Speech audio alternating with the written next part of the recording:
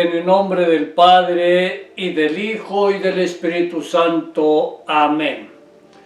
Hoy es domingo, un día hermosísimo para reunirnos en familia, en comunidad y celebrar allí la Eucaristía, la presencia viva y salvadora del Señor Jesucristo en nosotros.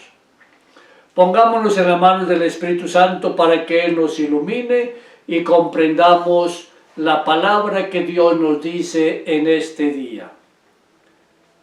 Ven, Espíritu Santo, enriquece nuestra vida con tus 7 dones: sabiduría, entendimiento, consejo, ciencia, fortaleza, piedad y temor de Dios. E inspíranos, te lo rogamos, el entusiasmo para hacer realidad tus santos frutos: amor, alegría, paciencia, amabilidad, bondad, fidelidad, humildad y dominio de sí. A ti, oh Espíritu Santo, que eres Dios como el Padre y como el Hijo, te lo suplicamos con fe, porque te amamos y todo lo esperamos de ti. Amén. La primera lectura propuesta para la liturgia de hoy está tomada del capítulo 17 del profeta Jeremías y la podemos resumir en esta frase lapidaria: maldito quien confía en el hombre, bendito aquel que confía en el Señor. Una frase que nos pone a pensar muchísimo. Jeremías, con una bendición, maldición, con tono de sabiduría, describe el compromiso fundamental y radical del creyente y del no creyente. Maldito el hombre que confía en el hombre, bendito el hombre que confía en el Señor. El término central de esta afirmación es la fe, la confianza, es decir, poner en el lugar adecuado la propia estabilidad, las bases del edificio de la propia existencia. Si esas bases las ponemos solamente en el ser humano, pues nuestra vida se derrumbará con una gran facilidad y no tendrá sentido. Confiar totalmente en el hombre, por lo tanto en la ciencia, en la economía, en la política, sino olvidándonos de Dios, es ir definitivamente al abismo. Pero por el contrario, si confiamos en Dios, y con la palabra de Dios iluminamos todo lo que sucede alrededor nuestro, iluminamos la política, la economía, la ciencia, la educación, etc., nuestra vida será una vida con unos cimientos bastante fuertes. Tendremos una vida realmente dichosa porque Dios definitivamente está con nosotros. Para ello hay 2 búsquedas fundamentales: la autosuficiencia idolátrica o la adhesión alegre a la propuesta de Dios. ¿Nos quedamos con los ídolos? O más bien, como decía Josué, mi familia y yo nos quedamos definitivamente con Dios. El profeta Jeremías expresa esta doble realidad con imágenes vegetales, signos de vida, de frutos, de frescura para quien confía en Dios, pero de muerte, de aridez y de amargura para quien no confía en Dios y por lo tanto se despreocupa de buscarlo, de abrirle su corazón, de estar con Él. Oramos con el Salmo 1.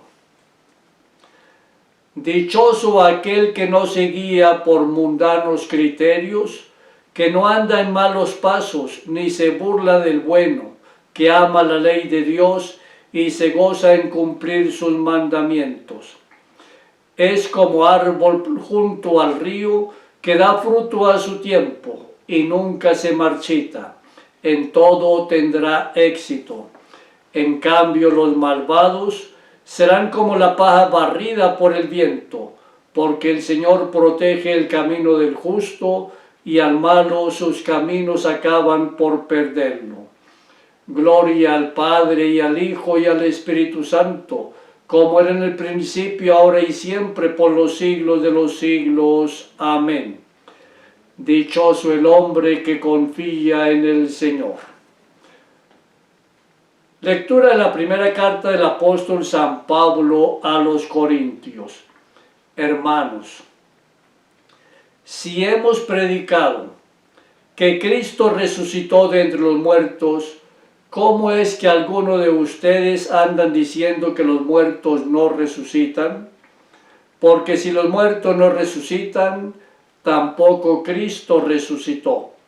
Y si Cristo no resucitó, es vana la fe de ustedes. Y por tanto, aún viven ustedes en pecado, y los que murieron en Cristo perecieron.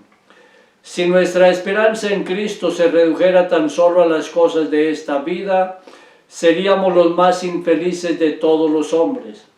Pero no es así, porque Cristo resucitó, y resucitó como la primicia de todos los muertos. Palabra de Dios. Si Cristo no resucitó, vana es nuestra fe. Es el razonamiento teológico de San Pablo acerca de la resurrección y está construido según el estilo de los rabinos. Acordémonos que Pablo es muy conocedor de la Sagrada Escritura y lo que él está diciendo lo toma desde su experiencia. La negación de la resurrección del cristiano arrastra consigo la negación de la resurrección de Cristo. Y si Cristo no resucitó, quiere decir que Él no nos salvó, no nos salva, no nos salvará. Pero no, Cristo resucitó. Y porque Él resucitó, nosotros creemos profundamente que también vamos a resucitar, porque por el bautismo nosotros compartimos también su propia vida. San Pablo nos lo dice con claridad. Por el bautismo nos asemejamos a Cristo. Carta a los Romanos capítulo 6. La negación de la resurrección de Cristo arrastra consigo la negación de su propia divinidad y por lo tanto de la misma fe cristiana. Si negamos que Cristo resucitó, entonces sencillamente borramos totalmente nuestro caminar de la fe, porque estamos negando que Jesús, además de ser hombre como todos nosotros, tampoco es Dios. La negación de la fe cristiana arrastra consigo la negación de nuestra salvación y de nuestra esperanza. Qué interesante entonces estar atentos para que en lugar de negar la fe cristiana, nosotros hagamos el esfuerzo de profundizar cada día más en qué creemos. Como nos dice San Pedro, hay que saber dar razón de nuestra fe. Y nuestra fe entonces es la que nos anima a aceptar al Señor nuestro Salvador. Y en Él tenemos nosotros toda nuestra esperanza, porque en Él vivimos, nos movemos y existimos. Todo esto es un absurdo, como nos lo enseña San Pablo, porque la Iglesia tiene la experiencia viva del Espíritu Santo, que testimonia nuestra liberación del mal. Nosotros como Iglesia contamos con la presencia permanente de Él, del Espíritu Santo, que es la sabiduría de Dios. Es la vida misma de Dios que hemos recibido desde el bautismo y la vamos fortaleciendo en la medida en que oramos, estudiamos la Sagrada Escritura, celebramos los sacramentos. El Espíritu Santo es quien nos consuela, es quien nos asegura que definitivamente el Señor Jesucristo es nuestro Salvador y que Él, entregando su vida en la cruz, nos ha liberado totalmente del pecado. Pero ahora falta que cada uno de nosotros, en una conciencia clara y distinta, acepte ese don que el Señor Jesús hace por nosotros. Entrega su vida en la cruz para liberarnos del pecado. Proclamación de la buena noticia de nuestro Señor Jesucristo, según San Lucas.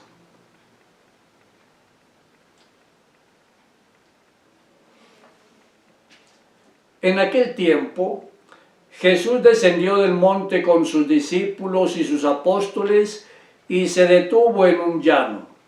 Allí se encontraba mucha gente que había venido tanto de Judea y de Jerusalén como de la costa de Tiro y de Sidón. Mirando entonces a sus discípulos, Jesús les dijo: dichosos ustedes los pobres, porque de ustedes es el reino de Dios. Dichosos ustedes los que ahora tienen hambre, porque serán saciados. Dichosos ustedes los que ahora lloran, porque al fin reirán. Dichosos ustedes cuando los hombres los aborrezcan y los expulsen de entre ellos, y cuando los insulten y maldigan por causa del Hijo del Hombre.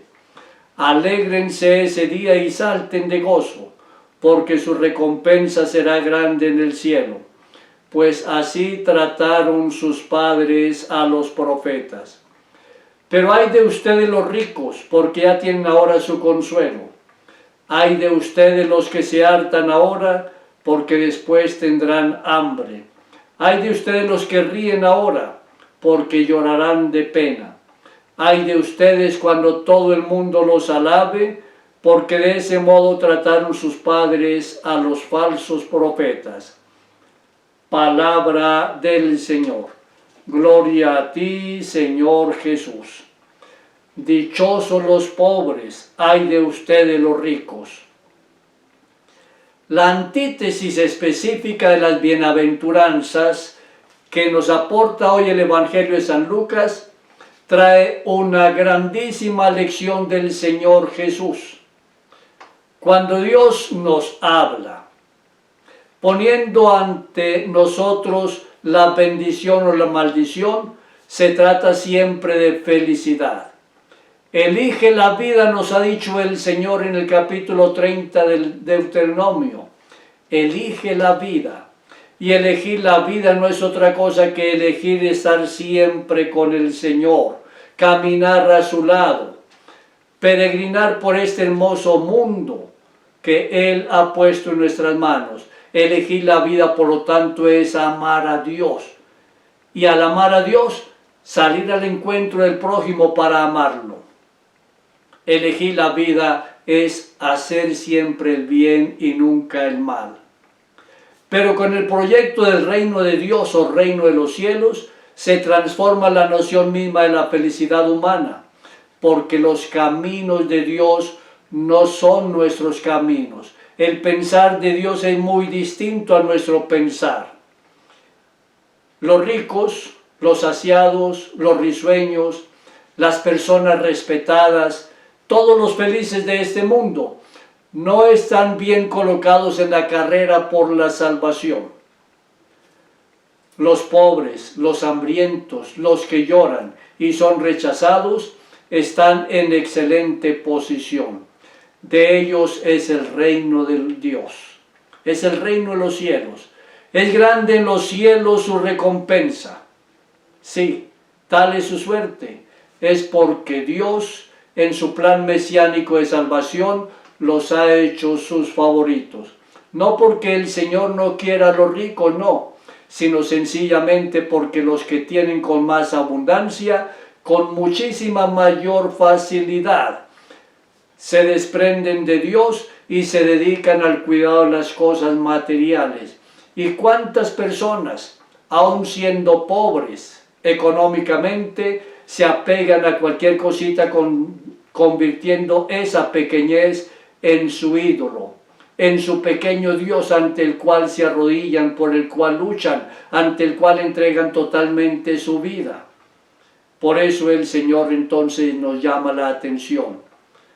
El Señor ha hecho este hermoso mundo y desea que a nadie le falte lo necesario para vivir, pero también nos hace una invitación clara de que quien tiene buenas posibilidades económicas haga el esfuerzo real de no apegarse a las riquezas, porque todas las riquezas, todo lo material es pasajero y el verdadero sentido de la vida no es pasajero porque está fundamentado en el Señor Dios. Y la experiencia nos muestra que cuando una persona normalmente carece de lo fundamental para poder vivir como los grandes ricos, entonces esa persona con mayor facilidad logra postrarse realmente ante Dios y reconocerse hijo de Dios. Y al reconocerse hijo de Dios, reconocerse hermano de la otra persona. Es a lo que el Señor nos invita entonces. Por eso nos dice, felices los pobres. No porque el Señor quiere que haya pobres, nos lo ha hecho con claridad. Que no haya pobres entre ustedes, libro del Deuteronomio. Hechos de los Apóstoles lo mismo, que no haya pobres entre ustedes. Pero también nos advierte que a nadie le falte lo suficiente para poder vivir. No. Dios no quiere que la gente no tenga lo suficiente. Lo que Dios quiere es que en la medida en que la gente va logrando superar sus dificultades básicas, también siga apoyado en Él, que es el autor de la vida. Y al ser el autor de la vida, convencerse definitivamente de que de verdad nuestra vida en todo momento está en sus manos. Que la Santísima Virgen María, ella que es nuestra Madre, Maestra y Auxiliadora, nos siga animando para que cada día le abramos más y más nuestro corazón al Señor. María Inmaculada, Madre de la Iglesia y Auxiliadora de los cristianos, ruega por nosotros. San Juan Bosco, ruega por nosotros. Que el Señor Dios te bendiga y te favorezca, te muestre su rostro y te conceda la paz, la alegría y la salud. Y la bendición de Dios, Padre, Hijo y Espíritu Santo, descienda sobre ti y sobre tu familia y permanezca para siempre con ustedes. Amén.